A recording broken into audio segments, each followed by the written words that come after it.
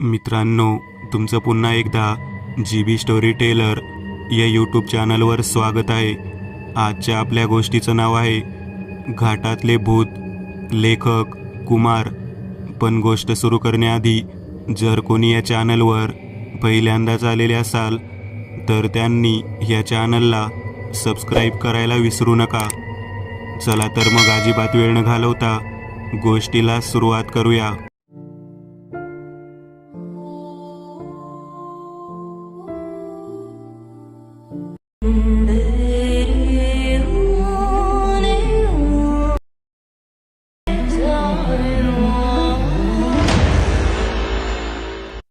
मित्रांनो, श्री संत सद्गुरू बाळूमामा यांना आता कोणी ओळखत नाही असे नाही.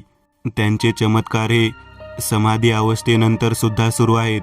असाच एक प्रसंग आणि चमत्कार साधारण 2010 मध्ये रवी म्हणजे माझे आणि कृती हिचा विवाह झाला. माझा आणि कृतीचा लग्नाआधी जास्त परिचय नसल्याने दोघांना एकत्र घालवण्यासाठी पुरेसा वेळ मिळेल या हेतूने घरच्यांनी आम्हाला महाबळेश्वरला पाठवण्याचे ठरवले. मी एका मल्टीनॅशनल कंपनीमध्ये उच्च पदावर कार्यरत होतो आणि कृती नुकतीच बँकमध्ये कामाला लागली होती. घरी आर्थिक सुबत्ता बऱ्यापैकी होती. मी आणि कृतीने महाबळेश्वरसाठी घरातील गाडी घेऊन जायचे ठरवले. सुरुवातीचे 2 दिवस मजेत गेले आणि तिसऱ्या दिवशी मला ऑफिसमधून फोन आला. हॅलो रवी. अरे मी केशव बोलतो आहे. फोनमधून आवाज आला. हां सर बोला ना. रवी, खरं तर मला आता तुला सांगू की नको असे झाले आहे, पण तुझ्याशिवाय हे काम कोणीच करू शकणार नाही. केशव संकोचित स्वरात म्हणाले. म्हणजे नक्की काय झाले आहे सर? मी थोड्या चिंतेमध्ये विचारले. रवी, तुला आठवत असेल ना की एक परदेशी गुंतवणूकदार येणार होते ज्यांच्या प्रोजेक्टवर तू काम केले होते. ते परवा येणार आहे. खरं तर मला सांगताना कसे तरी वाटत आहे, कारण आत्ताच तुझे लग्न झाले आहे. आणि पण प्लीज तू मुंबईमध्ये येऊ शकतोस का? कारण कसे आहे ना, त्याबद्दल इकडे कोणाला काहीच माहीत नाही. इकडे येऊन त्याच्यासोबत जर मीटिंग करून आपले मुद्दे मांडले तर. खरं तर मला कसे तरी वाटत आहे तुला असे बोलावताना, पण काय करू, त्यावर तू काम केले आहे आणि मला वाटते की तू ह्या कामासाठी योग्य आहेस. एकदा काही काम झाले की मी तुला परदेशी पाठवेन तुझ्या बायकोसोबत, पण हे काम प्लीज कर ना. गयावया करत केशव म्हणाले आणि मी त्यांना नाही बोलू शकलो नाही.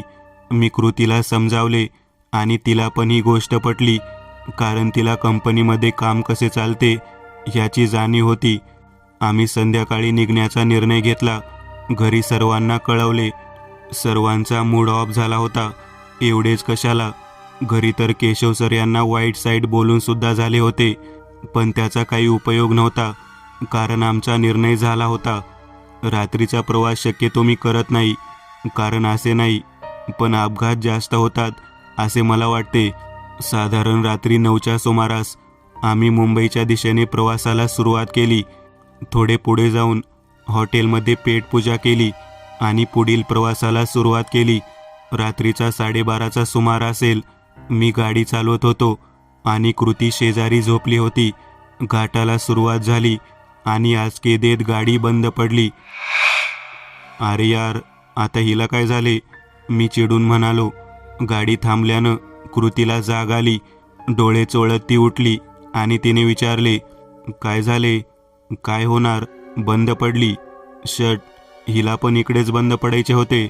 इकडे कोणता मेकॅनिक पण मिळेल की नाही काय माहीत, मी चिडून म्हणालो आणि बाहेर आलो. गाडी रस्त्याच्या मध्ये उभी होती म्हणून पहिलं तिला बाजूला घेतले आणि येणाऱ्या गाड्यांना हात दाखवण्यास सुरुवात केली, पण कोणतीच गाडी थांबायला तयार नव्हती. कसे तरी एक ट्रक थांबला. मला काळजी होती ती कृतीची, कारण आम्ही दोघे असे घाटात आणि ते पण रात्रीचे. गाडी बंद पडली होती. जर काही झाले तर मी एकटा काय करणार? तरी पण हिम्मत करून ट्रक ड्रायव्हरला इकडे पुढे कोणता गाडी दुरुस्त करणार आहे का असे मी विचारताच त्याने माझ्याकडे एकदा पाहिले आणि म्हणाला, साहेब, ह्या घाटात जास्त वेळ थांबू नका. इकडे खूप वाईट घटना होतात. इकडून 3 किलोमीटर मागे हायवेवर एक दुकान आहे, तिकडे तुम्हाला माणूस मिळेल. पण या घाटात अनेक वेळा अनेक लोकांना भयानक अनुभव आले आहेत. त्यामुळे सांभाळून जा आणि जाताना मुखामध्ये बाळूमामाच्या नावाचे स्मरण राहू द्या, जेणेकरून येणारं संकट आल्या पावली निघून जाईल.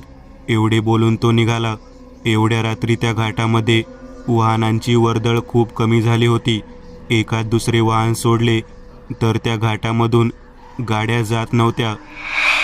एवढ्या रात्री कृतीला गाडीमध्ये बसवून जाणे मला रास्त वाटत नव्हते, म्हणून मग मी कृतीला घेऊन निघालो.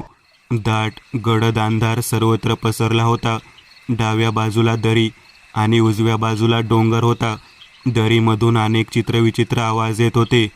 ते प्राण्याचे होते की अजून कसले काहीच समजत नव्हते. मध्येच कुठेतरी घुबडाचे ओरडणे ऐकू येत होते. थंड वाऱ्याची झुळूक अंगाला स्पर्शून जात होती. माझ्या शूची लेस सुटली म्हणून मी मागे थांबलो आणि कृती पुढे निघाली. मी लेस बांधून उठलो तसे अचानक मागून आवाज आला, "आहो पाहुणे, कुठे निघाला तेवढ्या रात्रीचे?" ते पण एकटे.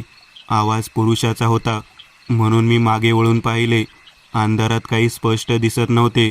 मी हातात असलेली बॅटरी त्या इसमाच्या तोंडावर मारली. तसे एक बुटका थोडा जाडासारखा इसम आमच्या दिशेने येताना दिसला. कोणाची तरी साथ मिळाली म्हणून मी खुश झालो. "आहो कुठे निघालात?" त्या इसमाने पुन्हा विचारले. खरे तर हा कोण, कुठून आला याचा काहीच अंदाज आला नव्हता. पण मी विचार केला, एकटे होतो, आता हा इसम पण आहे, तेवढीच सोबत होईल. म्हणून मी त्याला सांगू लागलो, "हे इकडे, माझी मागे कार बंद पडली आहे. दुरुस्त करणारा 3 किलोमीटर पुढे दुकान आहे, त्याला घेऊन येतो आहे." मी त्याला उत्तर दिले, "अहो माझी पण गाडी बंद पडली होती इकडे, मी पण असा तुमच्यासारखा निघालो होतो बघा." तो माणूस म्हणाला, "अच्छा, चला, हे बरे झाले, म्हणजे आपल्या दोघांचे पण काम होईल." मी म्हणालो आणि आम्ही चालू लागलो. 5 मिनिटे झाली होती. आम्ही कोणी काही बोलत नव्हतो. कृती अजून पुढे चालत होती आणि मी आणि तो इसम मागे होतो. मी कृतीजवळ गेलो तसे अचानक तो माणूस थोडा लांबून चालू लागला. याला अचानक काय झाले? अचानक हा लांबून का चालू लागला? मला काही समजले नाही ना. मी त्याच्याकडे लक्ष दिले. "पाहुणे, ते ताईंना सांगा ना, ते नाव घेऊ नका म्हणून." तो इसम थोडा घाबरत म्हणाला, "नाव? पण ती तर शांत चालत आहे." मी कृतीकडे पाहत म्हणालो, "नाही, त्या शांत चालत नाही आहेत, ते त्याचे नाव घेत आहेत." तो इसम पुन्हा म्हणाला. मी कृतीच्या जवळ जाऊन ऐकले, पण मला कोणतेच नाव ऐकू आले नाही.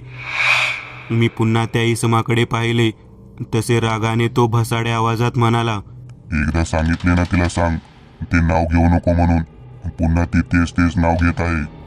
त्याचे डोळे अंधारात चमकू लागले. त्याच्या आकारात बदल होऊ लागला. हळूहळू त्याचा आकार वाढू लागला होता. भीतीने माझे डोळे सफेद झाले होते. मला काय करावे काही समजत नव्हते. मी कृतीच्या हाताला धरून पळू लागलो. कृतीला काही समजत नव्हते मी असा का वागतो आहे. ती माझ्याकडे आश्चर्याने पाहत पळत होती. त्याने आमचा पाठलाग सुरू केला होता. काही अंतरावर जाताच माझ्या कानावर घुंगरू आणि कोल्हापुरी चपलेचा आवाज आला. थोडे पुढे पळाल्यावर एक इसम समोरून येताना दिसला. उंच शरीरयष्टी, डोक्यावर पागोटे, अंगात सदरा आणि धोतर, हातात घुंगरांची काठी अशी ती व्यक्ती समोर आली. त्या व्यक्तीला पाहून अचानक शरीरात एक सकारात्मक ऊर्जा उत्पन्न झाली. आमच्या मागे जे काही पळत येत होते ते त्या व्यक्तीला पाहून किंचाळत माघारी गेलं. त्यांना पाहून तरी ते कोणते तरी अवतारी पुरुष आहेत असे मनात वाटत होते. पण नुकते जे काही घडले होते ते पाहता कोणाचा काय भरोसा असे मेंदू सांगत होता. "रवी, हे बघ, समोरून कोण येत आहे.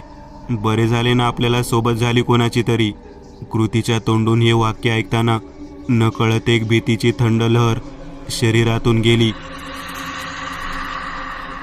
म्हणजे मगाशी जे काही झाले ते कृतीला माहीत नव्हते. मी मनात विचार केला, "पोरांनो, एवढ्या रात्रीला कुठं निघाला, ते पण घाटात?" त्या पेटेवाल्या इसमाने विचारले. त्याच्या चेहऱ्यावर एक वेगळेच तेज दिसून येत होते. त्याचे बोलके डोळे, धारदार नाक, स्मित हास्य आणि झुपकेदार मिशा आणि ते दिसणारे तेज. मनातून नक्की हे कोणीतरी अवतारी पुरुष आहेत असे वाटत होते. आमच्या दोघांचे श्वास पळून फुलले होते. तुम्ही आमच्या मागे ते, मी अडखळत बोललो. कृतीला काही समजले नव्हते मी काय बोलत होतो. ते होय, ते गेलं पळून. अरे मला बघून भली भली संकट घाबरत्यात. हे काय त्याच्या पुढं? म्या बाळू हाय. त्या इसमाने ओळख करून दिली. मी रवी आणि ही माझी पत्नी कृती. मी ओळख करून दिली. तुम्ही एवढ्या रात्री इकडे कसे काय? मी विचारले. मी मेंढरं राखतो. माझी मेंढरं संकटात आहे ती असे मला वाटलं म्हणून शान म्या इकडं आलो. ते म्हणाले. खरे तर मला काही समजले नाही. गप्पाच्या ओघात त्यांच्यासोबत रस्ता कसा संपला काही समजले नाही. आम्ही त्या दुकानाच्या जवळ आलो आणि त्यांनी आमचा निरोप घेतला. खूप आधार वाटला त्यांचा. मुख्यत्वे जेव्हा ते भूत किंवा जे काही होते ते मागे लागले होते.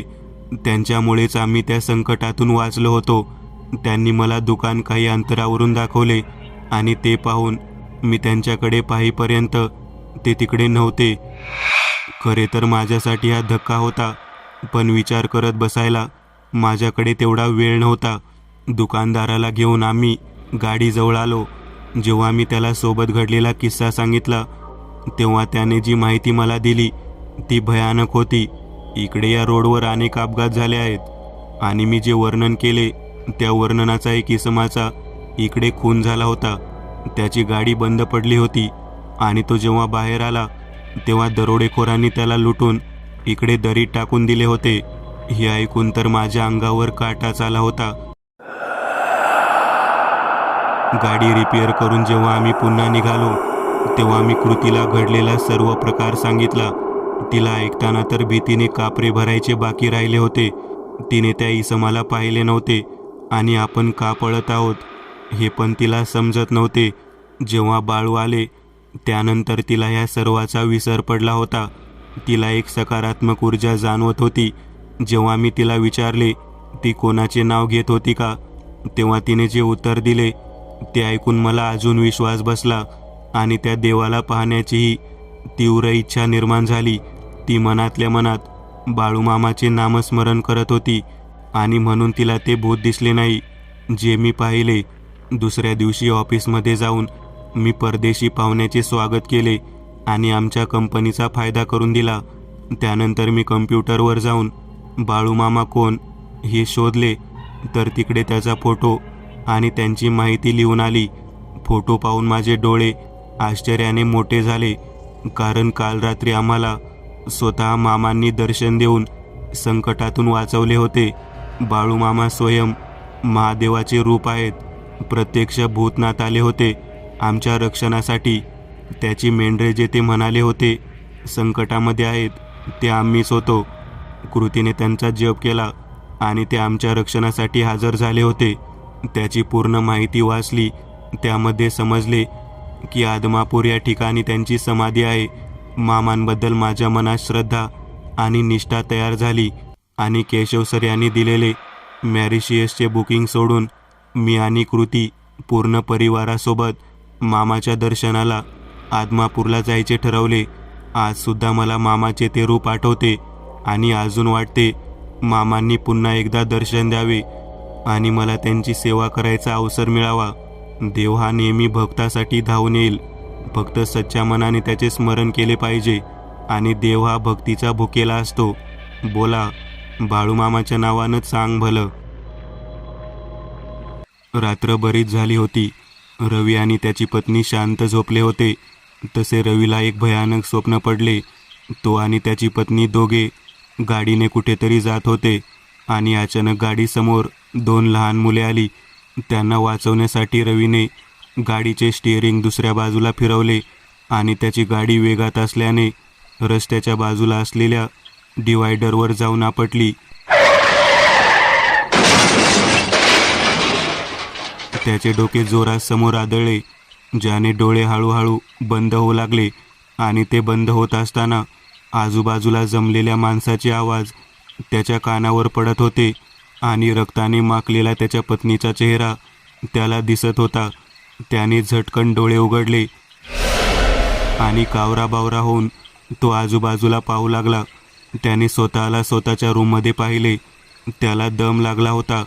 त्याची छाती लोहाराच्या भात्याप्रमाणे उडत होती. घामाने सारे शरीर भिजून गेले होते. त्याने शेजारच्या टेबलवरचा पाण्याचा ग्लास उचलला आणि एका घोटात त्याने सारे पाणी पिले. त्याची गेलेली चेतना त्याने पुन्हा आली. बापरे, किती भयानक स्वप्न होतं, असे स्वतःशी बोलून त्याने आपल्या शेजारी पाहिले, पण त्याच्या शेजारी त्याची पत्नी नव्हती. आता भीतीने त्याचे डोळे मोठे झाले. तो अडखळत आपल्या जागेवरून उठला आणि बाथरूमच्या दिशेने गेला. त्याने दार वाजवले, पण काही उत्तर आले नाही. दार ढकलले तसे ते आत उघडले.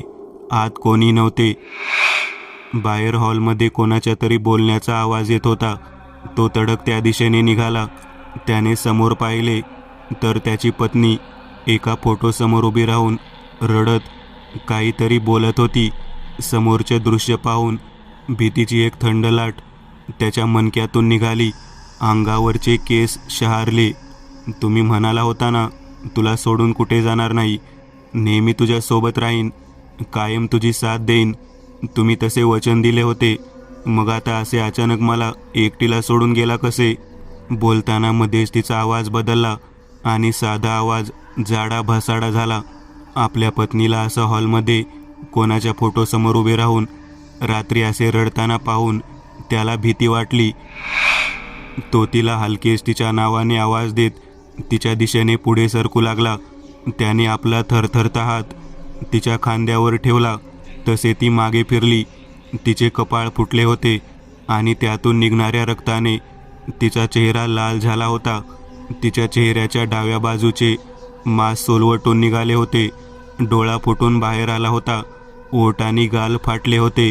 हाताला जागोजागी खरचटले होते, तर काही ठिकाणी त्वचा फाटून त्यातून रक्त निघत होते. बोटे तुटून वेडी वाकडी झाली होती. रवी तिचे ते भयानक रूप पाहून 2 पावले मागे झाला. त्याला पाहून हसत ती ते भयानक रूप घेऊन त्याच्याकडे येऊ लागली. तसे रवी मागे सरकू लागला. काय झाले रवी, तू मला पाहून असे मागे मागे का जातो आहेस? तू तर माझ्यासोबत आनाबागा घेतल्या होत्या ना.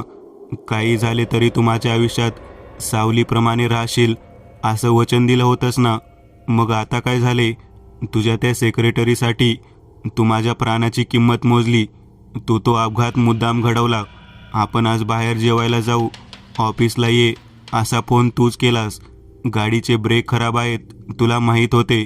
तुला हे पण माहीत होते की मी तीच गाडी घेऊन येणार जिचे ब्रेक तू खराब केले होतेस. माझा गाडी चालवण्याचा वेगसुद्धा तुला माहीत होता आणि ह्या सर्वाचा तुला फायदा झाला. आणि मी मात्र माझा जीव गमावला.